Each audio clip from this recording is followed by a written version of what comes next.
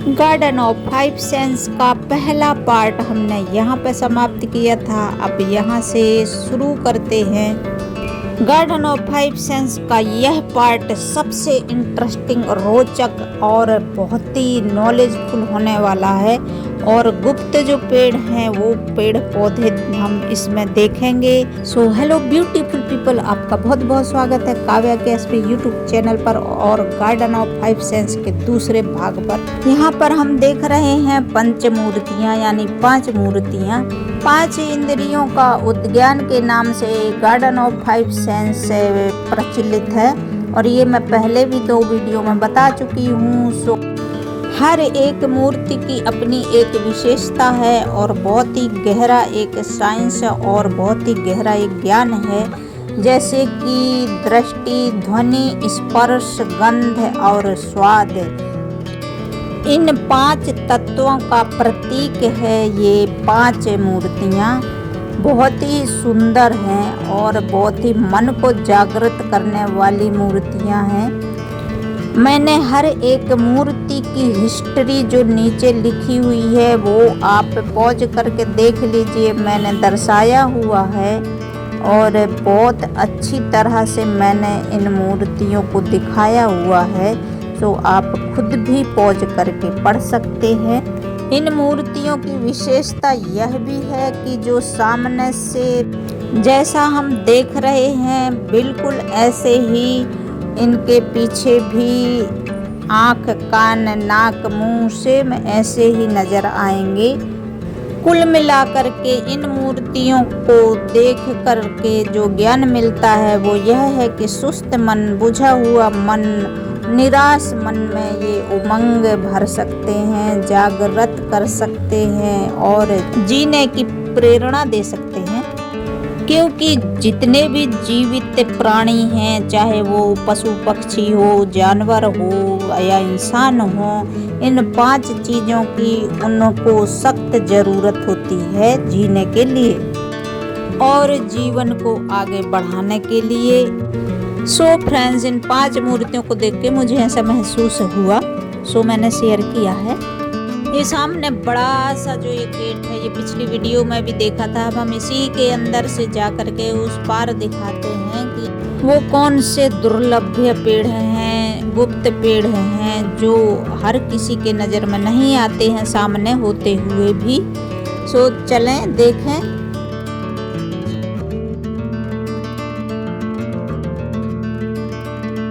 टेढ़ी मेढ़ी है डगरिया। फ्रेंड्स, से इस पार्क के इतने ज़्यादा टेढ़े मेढ़े चिक चैक वाले रास्ते हैं ना, मज़ा आता है यहाँ पर चलने में और बहुत ही सुंदर लगता है कसम से। और जो बीच बीच में जो लैंप से दिखाई दे रहे हैं ना, अगर ये थोड़े बड़े बड़े होते ना तो ऐसा लगता है जैसे लंदन के पार्क में घूम रहे हैं। वाह वाह वाह वाह, क्या एंजॉयमेंट है। हरियाली से भरपूर, सुंदरता से भरपूर, बहुत ही ज़्यादा यहाँ पर शांति मिलती है, सुकून मिलता है और बहुत अच्छा सुंदर पार्क। ऐसा पार्क मैंने अभी तक इतने पार्कों की मैंने वीडियो बनाई है, विजिटिंग किया है, पर ये सबसे सुंदर मुझे लगा बनावटी के हिसाब से और ग्रीनरी के हिसाब से। वाह क्या बात है, देखिए कितने अच्छे पौधे, ये कटिंग वाले विदेशी पौधे इतने अच्छे तरह से यहाँ पर मेंटेन किया हुआ है और बहुत ही अच्छी तरह से इन पेड़ों को दर्शाया गया। यहाँ पर दोस्तों, यहाँ पर ना पता है 200-250 से भी ज़्यादा जड़ी बूटियों के पेड़ हैं जो यहाँ पर एक अनोखी ना एक सुगंध आती है यहाँ पे और इतनी अच्छी खुशबू आती है ना, मन करता है कि बस यहाँ से जाओ ही नहीं। बिल्कुल प्राकृतिक महक आती है, खुशबू आती है।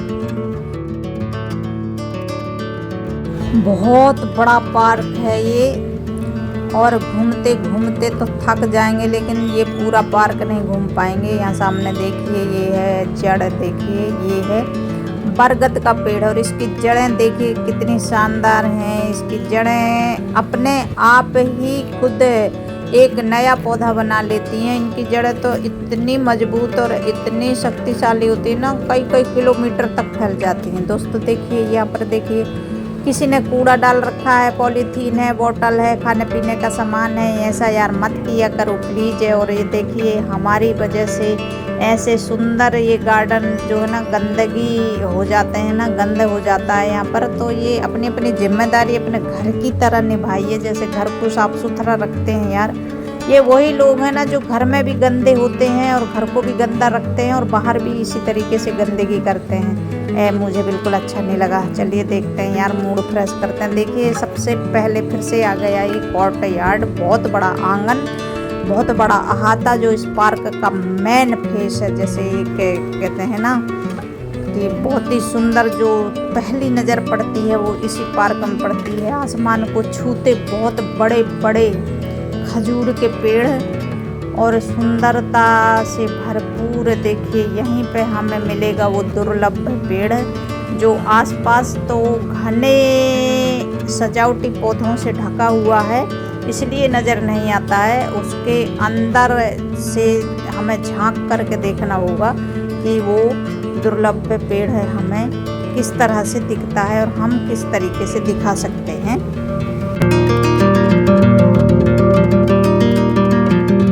सीन देखिए दोस्तों, कितना खूबसूरत सीन है। 90 के दशक के कुछ फिल्में ऐसे ही पार्क पे पिक्चराइज किया जाता था और पहले के सीन भी बहुत अच्छे हुआ करते थे, बोल भी अच्छे हुआ करते थे, पिक्चराइजेशन भी अच्छा हुआ करता था और पार्क भी अपने ही यहाँ भारत के दिखाया करते थे, तो बहुत अच्छा लगता था।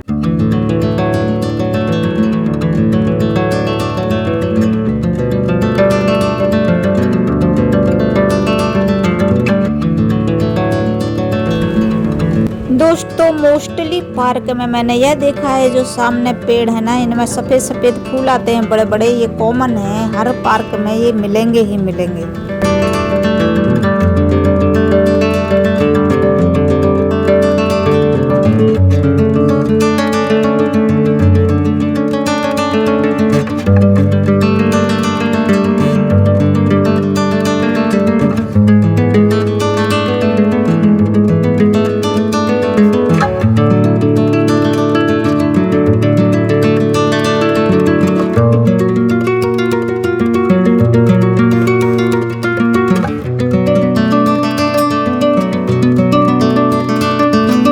ताड़ के पत्ते बड़े बड़े, ऐसे लगता है जैसे हरे हरे सूर्य की किरणें बिखरी हुई हैं।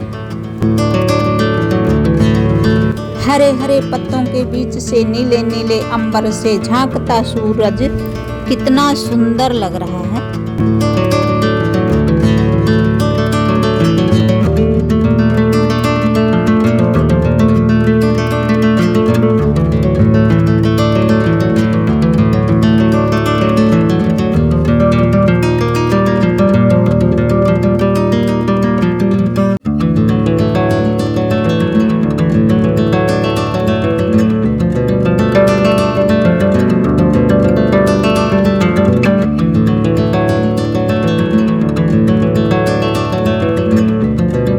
सो फ्रेंड्स, ये जो बड़ा सा पेड़ देख रहे हैं ना, यही है कल्प वृक्ष।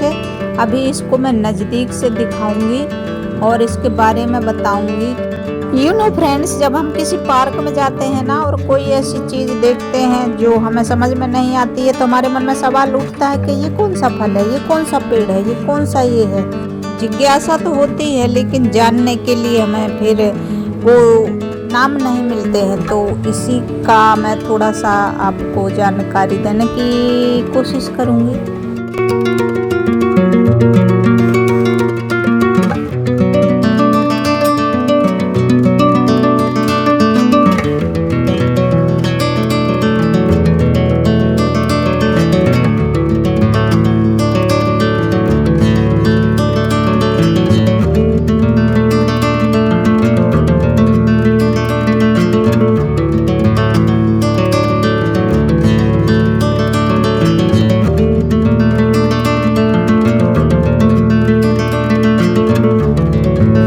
इन्हीं सजावटी बड़े बड़े झुंड जैसे पौधों के बीच वो रेयर जो पौधे हैं, जो रेयर पेड़ हैं, वो लगे हुए हैं।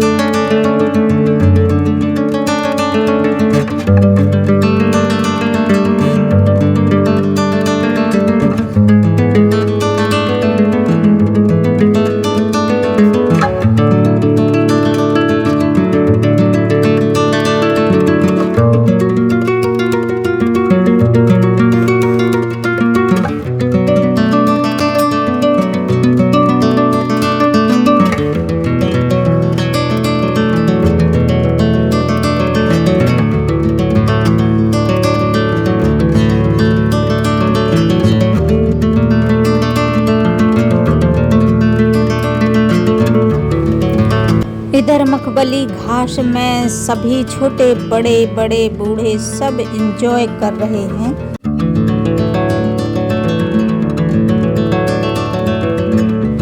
अब देखिए, मैं इसी की बात कर रही थी कि ये है कल्प वृक्ष और इसके नीचे आपने आसपास देखा होगा कितने सजावटी पौधों से ढका हुआ है ये वृक्ष। वो दूर नीले आसमान से उड़ता हुआ हवाई जहाज, देखो कितना सुंदर ये दृश्य है। देखिए इधर हरे हरे पेड़ हैं और नीला आसमान है, हवाई जहाज उड़ा। देखिए यही बात कर रही थी, देखिए ये नीचे कितना घना सजावट है। अब ये थोड़ा बड़ा पेड़ है तो दिखाई दे रहा है, और जो छोटे होंगे तो वो दिखाई ही नहीं देंगे।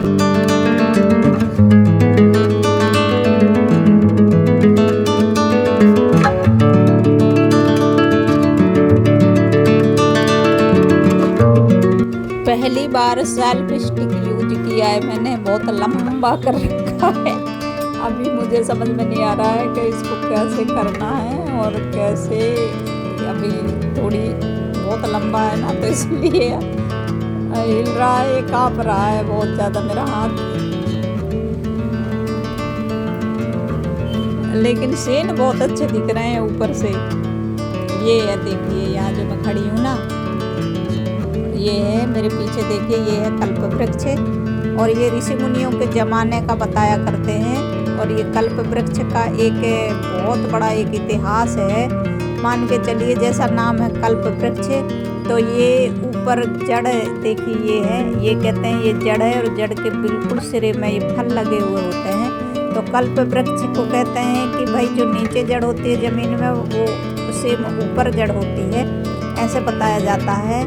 और इसकी विशेषता तो ऋषि मुनि जानते हैं, और जो औषधीय जो दवाइयों के विशेषज्ञ हैं वो जानते हैं। देखिए यहाँ पर कितना सुंदर खजूर लगे हुए हैं, ये पूरे देखिए कितने लदे हुए हैं, अभी छोटे छोटे हैं वो।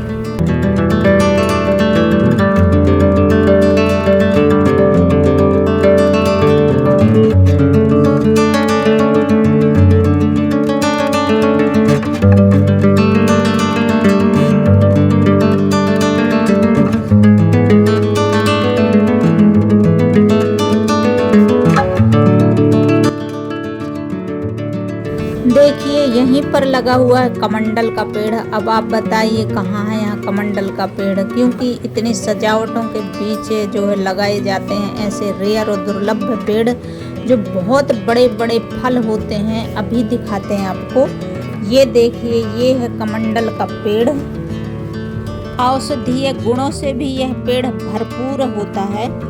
कमंडल के पेड़ की जानकारी कुछ इस प्रकार है। कैलाबस या कमंडलू भी कहते हैं।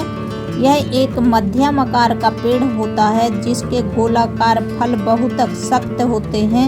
इसके सूख जाने पर अंदर का गूदा निकालकर और कठोर खोल का उपयोग पात्र या बर्तन बनाने या कमंडल बनाने के काम में लिया जाता है। जो ऋषि मुनि कभी पहाड़ों में जो तपस्या करते थे तो वो लोग जो है इसके फलों का उपयोग किया करते थे कमंडल बना करके। और ये बहुत ही रेयर और गुप्त पेड़ है। यदि अगर यूं ही हम देखते तो यही सवाल होता हमारे मन में कि ये किसका पेड़ है, इतना बड़ा फल किसका फल है। सो इस संदर्भ में थोड़ी सी जानकारी मैं शेयर कर रही हूँ। और यह पेड़ गर्म जलवायु में पनपता है और इसके फल तोप के गोले जैसे भी दिखते हैं। इसकी विशेषता कुछ इस प्रकार है, 5 से 6 इंच के बड़े बड़े इनके फल होते हैं। अब सोचिए कितने बड़े होते होंगे। और इसके पत्ते चौड़े और चमड़े जैसे सख्त भी होते हैं।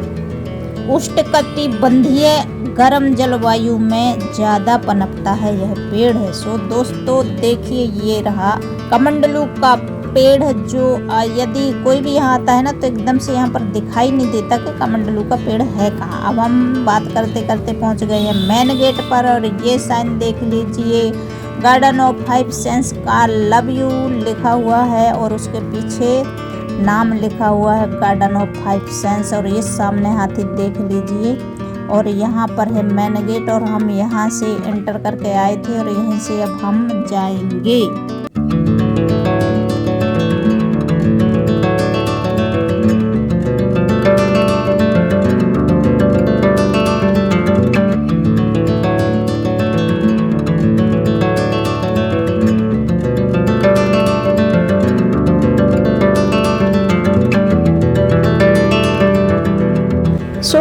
फ्रेंड्स गार्डन ऑफ 5 सेंस को करते हैं बाय बाय। और आपको कैसी लगी यह वीडियो, यदि पसंद आई हो तो कृपया सब्सक्राइब करें, शेयर करें, कमेंट करें, लाइक करें।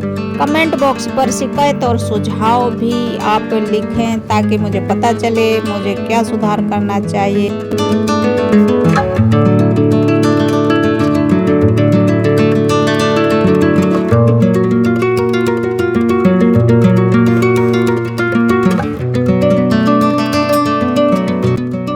सो फ्रेंड्स फिर मिलते हैं किसी एक नई वीडियो के साथ। तब तक आप हंसते रहिए, मुस्कुराते रहिए, खुश रहिए। Bye bye.